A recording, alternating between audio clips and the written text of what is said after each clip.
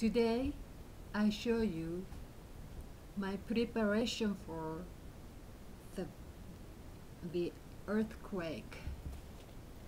Look at this porch. I put this porch in my purse every time. I show you some items. First, small radio. It's necessary.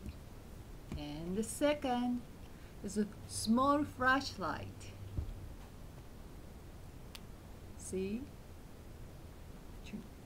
Turn on and turn off. Oops.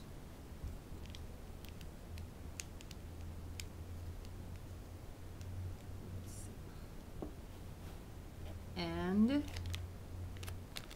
small whistle.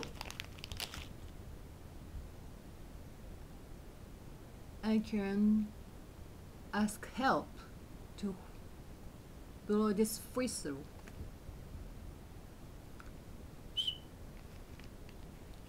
And this is a small Swiss Army knife. As you know, small items. Okay. Like this is a little knife. Oops, it's dangerous. And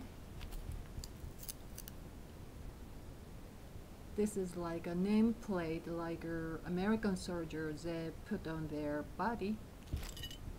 A little skirt and my name card. I always put this in my purse to prepare for the earthquake. There was a Yasko. Bye.